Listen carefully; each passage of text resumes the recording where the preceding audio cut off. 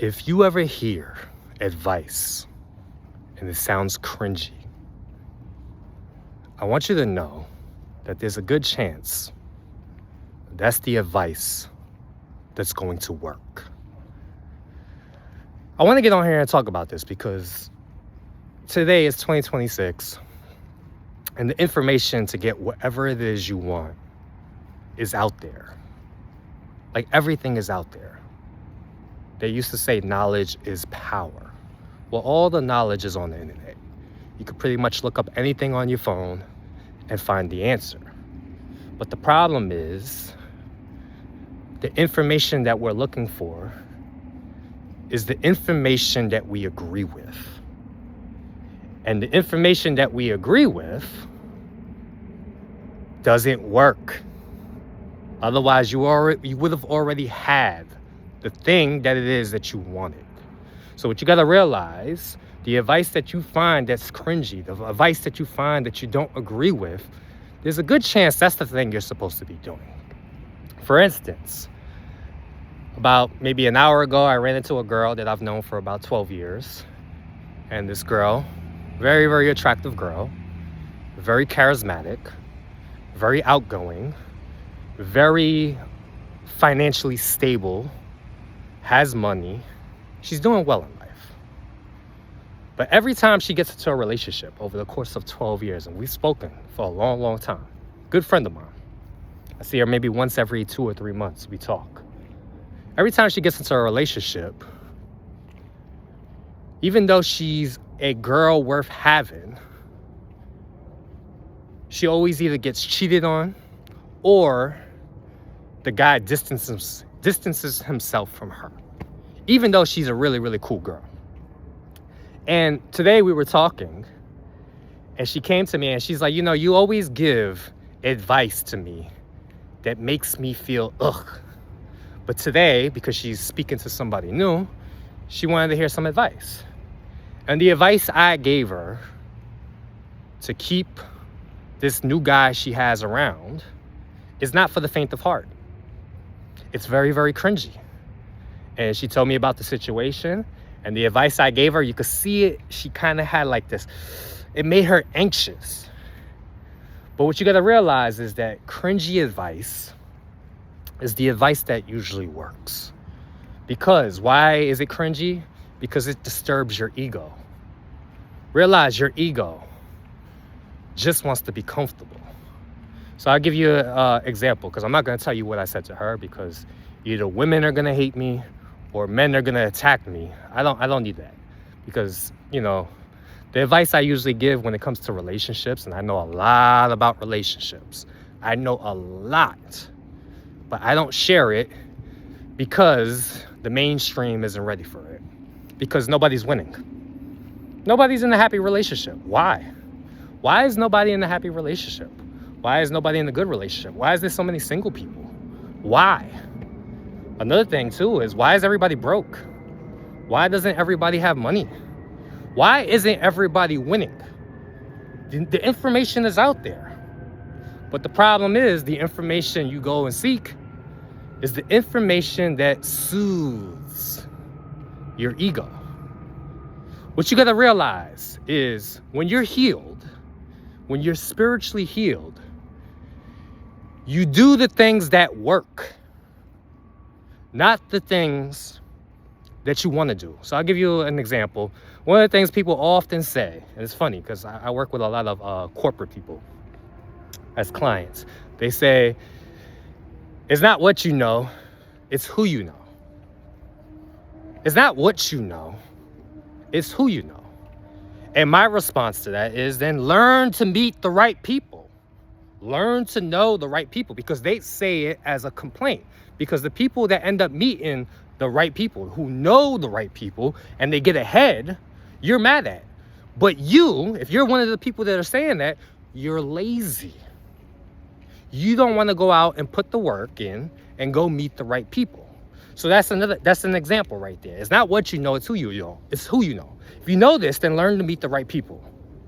And on top of that, if you know what you're doing, on top of meeting the right people, your career is gonna expedite.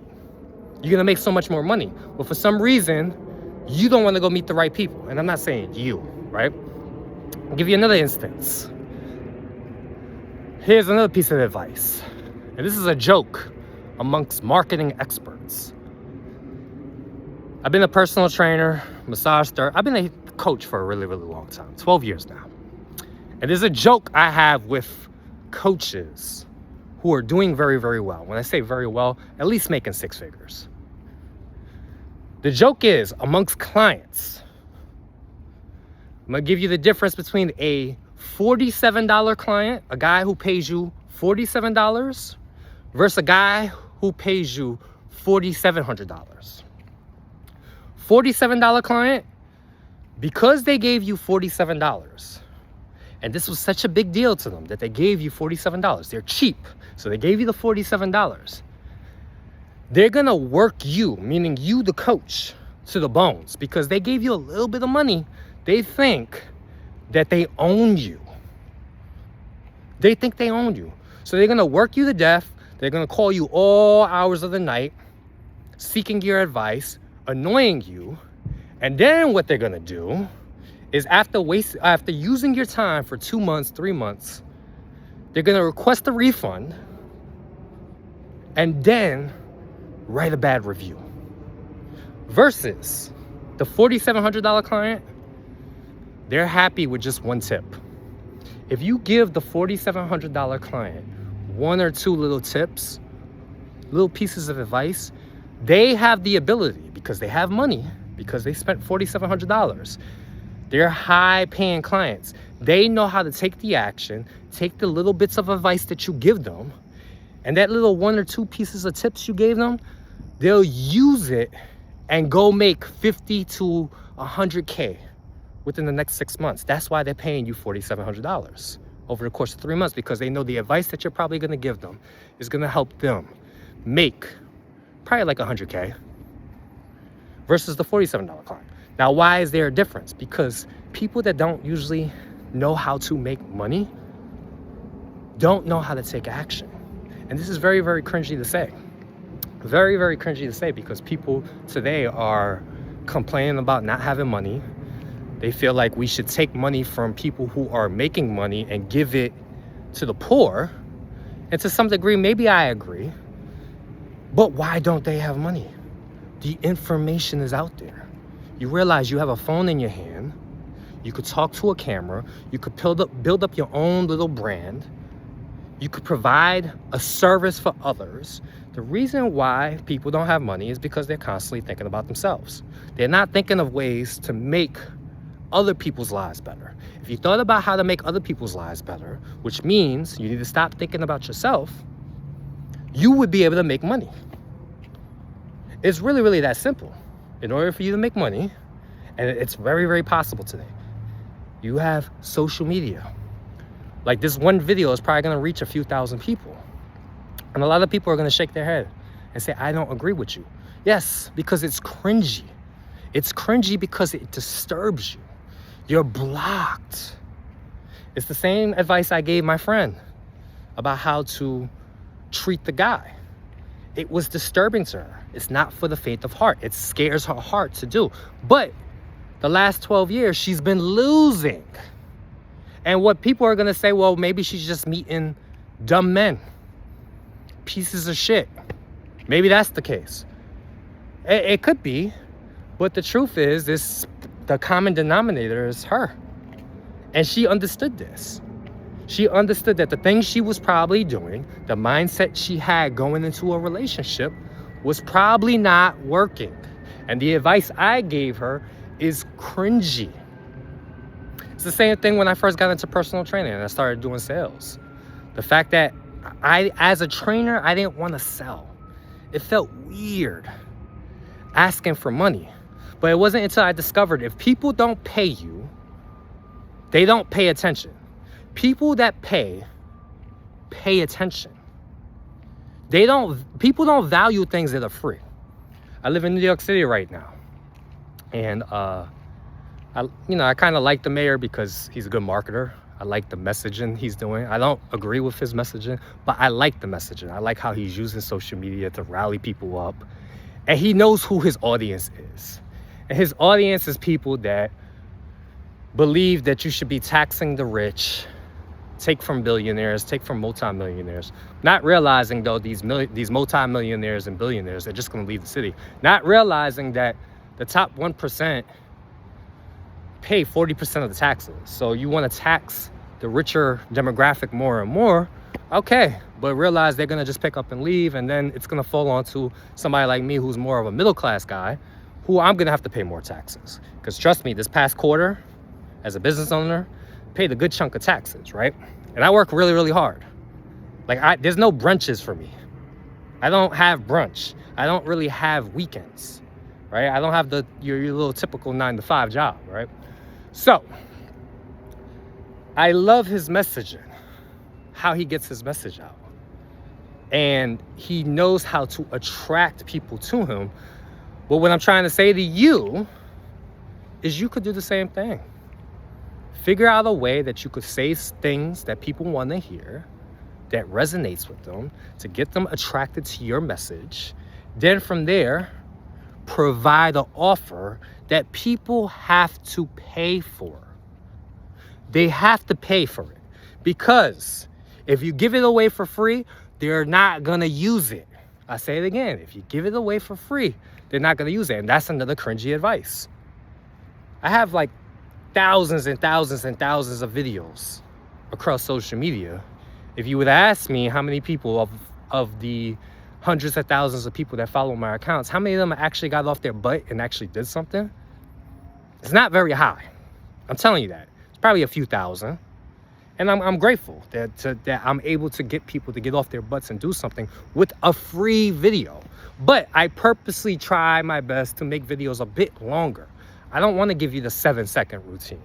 I don't want to do the 7-second reel just so it goes viral and it keeps replaying. That way it gets pushed into the algorithm. I'm looking for people that could actually pay attention, invest in stories, and actually want to change. But in order to change, realize cringy advice, it's what's going to help you. If it actually disturbs you, if it actually bothers you, it's going to heal you. Not all, but realize, like, for me as a trainer, when I realized I had to sell and I had to learn how to sell, and in order for me to sell, I realized I had to hurt people emotionally. I had to hit them where it hurts to get them to give me a few $100s a month, to get them to give me a couple $1,000s a month. I had to get them to feel some type of emotional disturbance within them, make them feel the pain. That way it makes it more urgent for them to get off their ass, give me the money. Once they give me the money, they're committed. They're committed because people that pay you are committed, particularly if they pay you a lot. So, what's the point of this? Realize all the information is out there, but the problem is we're seeking the information that makes us comfortable. Because we're seeking the information that makes us comfortable, we're all losing. We're all losing. I get it. The economy is a little rough. I get it that the world looks a little funny, but you're paying attention to all the wrong stuff. You literally have a phone in your hand. You could do anything you want, but you're choosing to do the wrong things because the wrong things is what keeps you comfortable. So what you got to realize is you need a purpose. You need something you're going after. You need something that you want to actually chase down and get. Because when you care about nothing, everything becomes important. And particularly the things that aren't going to push the needle forward. What do I mean by this? There's people that have no purpose in life. They don't have a purpose. So they get into all the wrong things. Sports, politics, celebrity gossip, world events that you can't help. But they feel like they need to know everything. And you know everything. But it's not helping your life. Because you want to know the things that you want to know. That keeps you comfortable. Keeps you sane. Keeps you with the tribe. Here's another piece of advice that's really cringy. Who are you hanging with? Who are you hanging out with? Are they losers? Are they single? Are they in happy relationships? Do they have money? If they don't, there's a probably good chance that you should just distance yourself from them. That's another piece of advice people don't want to know. Like, especially with family. Like, you don't have to hang out with your family. Just because there's a family barbecue doesn't mean you have to go. And if they start to say anything about you for not going, be okay with it. It hurts you. Okay, so what? But the chances are you're going to end up like them, especially if they're not doing well in life. But the idea here is realize the information is out there to get well, to get healthy, to make money. The problem is your ego is just looking for the information that soothes you, that keeps you comfortable. Catch yourself when you say, I don't agree with that. Well, did you try it yet? Did you try it yet? And when I say try it, I don't mean one time. Like for me, when I first started posting on social media, it's been about 7 years now. And I'm doing pretty well now because I stuck with it. But I also did things I didn't like to do. Like for me, at the beginning, speaking to a camera like this was very cringy. I'm like, oh my God, what are my friends gonna think? What's my family gonna think? What strangers I'm never gonna meet think? Oh my God, what if they write a mean comment? But what I'm realizing now is what's cringe to one person as a viewer is cool to somebody else. So the advice I'm giving right now, when I say cringe advice is the advice that usually works, this might resonate with some of you, where you might have an aha moment, but also it might piss other people off to where they feel like they need to write a negative comment, which I never understood, by the way. I appreciate it because negative comments tend to push videos into the algorithm. But what's the point of writing a negative comment? Like, oh, I just needed to say this. You have no self-control. If you ever wrote a negative comment in the video, you're not doing well in life. I'm sorry. You're not doing well in life. But if you want to do well in life, realize that cringy advice is the thing that usually heals you. Why? Because it disturbs your ego. Realize your ego is what's holding you back. If you can learn to let go of your ego and learn to work with reality, because your ego wants things to work the way it wants it to work. I say that again. The ego wants things to work the way it wants it to work. But it's not working. So then you complain about the fact that it's not working. You got to realize you got to let go of your ego, allow the disturbances to drop, allow the disturbances to pass on through. Realize you need to work with reality as it is. You need to come from a spiritual place, look out into reality, and make the appropriate move, which is usually the cringiest move. All right? So, hope you found this video helpful. If you did, as always, leave any feedback in the comment section below. Peace.